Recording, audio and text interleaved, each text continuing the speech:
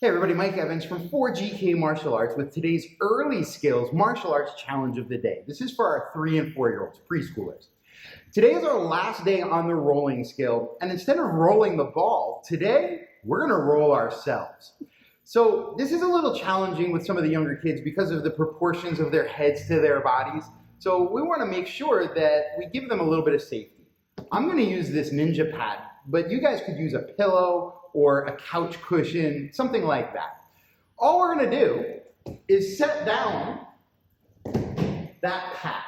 Now, this is mostly for the benefit of the kids to help them build the courage to do it. We really probably don't need that. But make sure you use it as a tool to really reinforce the fact that they're going to be okay. For this, we're just doing a regular basic somersault, nothing fancy, no ninja moves or anything. We want to make sure that the kids are keeping their teeth together with their tongue inside their mouth and their chins tucked. We don't want them to hit their heads or hurt their necks. Here's what it's going to look like. You'll start them in front of the pad and have them put the hands down right at the front edge of the pad.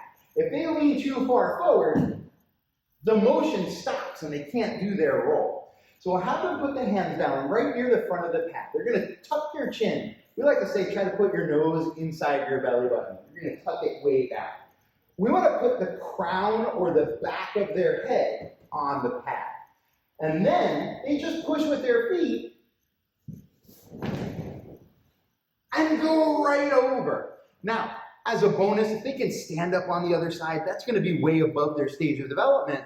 But see if they can do it.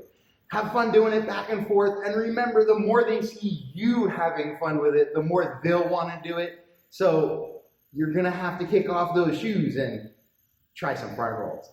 Have fun with this one. Let us know how it goes.